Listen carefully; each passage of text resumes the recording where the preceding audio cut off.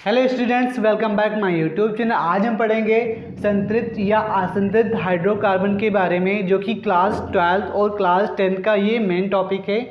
इसके ही द्वारा हम सीखेंगे कि संतृप्त हाइड्रोकार्बन क्या होता है या फिर सैचुरेटेड हाइड्रोकार्बन। ठीक है, तो इसमें बताया गया है कि प्रत्येक कार्बन परमाणु की चारों संयुक्ताएं होती हैं वो केवल एकल बंध द्वारा संतुष्ट होती हैं, तो उसे हम क्या कहते हैं, संतृप्त हाइड्रोकार्बन कहते हैं। इसको दूसरी भाषा में हम एल्केन क्या कहते हैं, एल्केन या फिर पैराफीन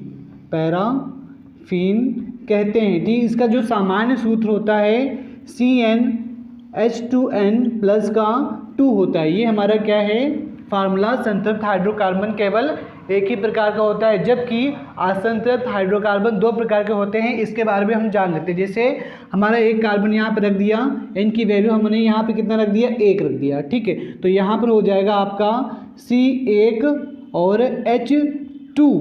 ठीक है, मल्टीप्लाई कितना, 1 प्लस का 2, तो यहाँ C और 2 एकम 2 और 2 जुड़ जाएगा तो CH कितना हो जाएगा, 4। 2 एकम 2 और 2 जुड़ जाएगा, कितना हो जाएगा, 4 हो जाएगा ना। तो यहाँ पर जो हाइड्रोजन है, ये इसकी जो चारों संयुक्ताएं हैं वो कार्बन से क्या है, जुड़ी हुई हैं। एकल बंध द्वारा कार्बन से क्या है, जुड़ी हुई है। तो ये हमारा क्या हो गया, मेथेन, CH4। तो इसे हम क्या कहते हैं, मेथेन कहते हैं, इसे हम मेथेन कहते हैं। अब दूसरा ले लो, यहाँ पर n की वैल्यू कितना रख देते हैं, n की वैल्यू हम 2 रख देते हैं, तो C2 कितना, C2 और H2 मल्टीप्लाई यहाँ पर n की वैल्यू कितना रखेंगे, 2 और प्लस का कितना, 2, तो C2 2 दूना 4, 4 में 2 जोड़ेंगे कितना हो जाएगा, 6, तो C कितना हो जाएगा, C2H6।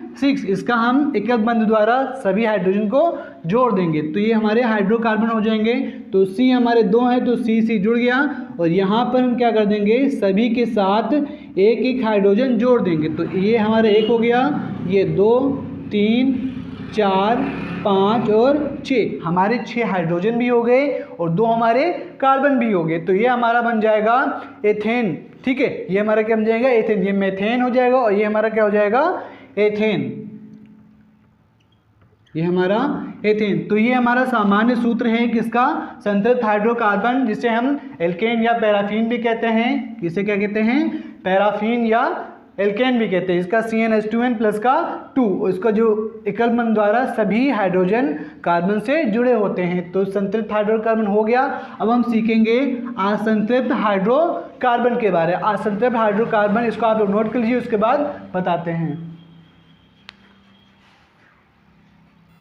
आइए स्टूडेंट्स, अब हम जानते हैं असंतृप्त हाइड्रोकार्बन क्या होता है या फिर अनसैचुरेटेड हाइड्रोकार्बन। इसमें जिनमें 2 कार्बन परमाणुओं के मध्य कम से कम एक द्विआबंध या एक त्रिआबंध पाया जाता है तो उसे हम असंतृप्त हाइड्रोकार्बन कहते हैं। ये हमारे 2 प्रकार के होते हैं, एक होता है एल्कीन या ओलिफिन कहते हैं, इसे हम एल्कीन कहते हैं या फिर ओलिफिन कहते हैं, जबकि दूसरा होता है एल्काइन। दूसरा हमारा क्या होता है, एल्काइन। इसका सामान्य सूत्र होता है CnH2n होता है, और इसका जो सामान्य सूत्र होता है CnH2n माइनस का क्या होता है, 2 होता है। इसमें बांड जो होते हैं या फिर बंध कितने बने होते हैं, 2। इसमें 2 बंध कार्बनों के बीच में कितने बंध पाए जाते हैं, 2 बंध पाए जाते हैं। इसमें एल्काइन में क्या होते हैं, त्रिबंध पाए जाते हैं। इसमें जो बॉन्डिंग होती है कार्बन और कार्बन के बीच कितने, 3। ठीक है, इसका एक एग्जांपल हम लोग देख लेते हैं, जैसे C डबल बॉन्ड।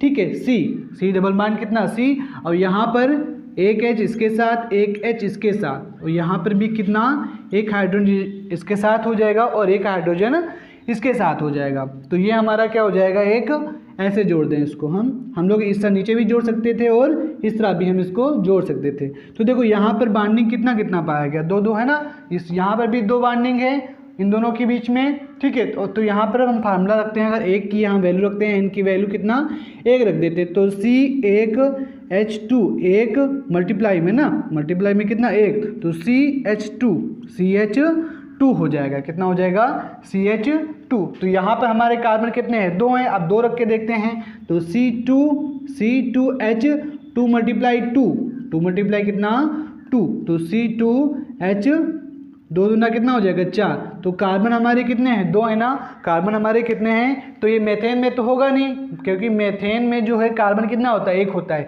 तो ये हमारा क्या बन जाएगा एथेन। तो एथेन से क्या हो जाएगा ये एल्कीन है ना, ये क्या है तुम्हारा एल्कीन। तो यहाँ से ये तुम्हारा हो जाएगा एथीन, ये हमारा क्या हो जाएगा एथीन। ठीक है, क्योंकि कार्बन हमारे कितने हैं 2 हैं, यहाँ पर कार्बन हमारे कितने हैं 2 हैं, तो यहाँ से ये क्या हो जाएगा एथीन। अब यहाँ पर समझते हैं, यहाँ पर बाइंडिंग कितनी है 3 है, तो इसको हम bond C triple bond C और एक हाइड्रोजन यहाँ पर रख दें, एक हाइड्रोजन यहाँ पर रख दें। तो इसका फार्मूला देखिए, पहले हम 1 रख के देखते हैं, पहले कितना रखेंगे 1, n बराबर कितना रखेंगे 1, तो यहाँ पर 1 रखते हैं, तो C 1 और 2 एकम 2 0 हो जाएगा, नहीं हो पाएगा। ठीक है, अब यहाँ पे 2 रखते हैं क्योंकि कार्बन हमारे 2 हैं, तो C2 और H 2 इंटू 2, ठीक है, माइनस का कितना 2, तो यहाँ 2 दूनी 4, 4 से 2 गया 2, तो C2 और H 2, तो यहाँ से मेथेन का काम खत्म। क्या हो जाएगा, कार्बन हमारे 2 है ना, तो ये कार्बन 2 होने की वजह से इसको क्या कहेंगे हम एथेन कहेंगे, क्या कहेंगे एथेन। ठीक है, तो एथेन C2H2 और ये हमारा क्या एल्काइन है, ये हमारा क्या है एल्काइन, तो ये हमारा बन जाएगा एथाइन, ये हमारा क्या बन जाएगा एथाइन। ठीक है, तो इस प्रकार से हम लोगों ने आज सीखा कि संतृप्त हाइड्रोकार्बन क्या होता है, असंतृप्त हाइड्रोकार्बन क्या होता है। ठीक है, और ये कितने प्रकार के होते हैं, असंतृप्त 2 प्रकार के होते हैं, एक होता है एल्कीन और दूसरा एल्काइन। इसमें डबल बांड पाया जाता है, इसमें ट्रिपल बांड, जबकि एक संतृप्त हाइड्रोकार्बन था एल्केन, तो उसमें किसमें बांड पाया गया था, एक ही बांड पाया गया था कार्बन के बीच में, है ना। तो इसका सामान्य सूत्र CnH2n, ये हमारा सामान्य सूत्र है, और ये भी हमारा क्या है सामान्य सूत्र। इसी के रिगार्डिंग एल्केन एल्काइन, ठीक है, और एल्कीन को हम निकालेंगे। ठीक है, अगली वीडियो पाने के लिए वीडियो को लगातार चैनल को सब्सक्राइब कर लीजिए, वीडियो पसंद आए तो वीडियो को लाइक और वीडियो को ज़्यादा से ज़्यादा शेयर कर लीजिए, क्योंकि नेक्स्ट क्लास में हम लोग पढ़ेंगे क्रियात्मक समूह, जो OH CHO कीटोन ईथर किस प्रकार से इन सब में जुड़ते हैं। ठीक है।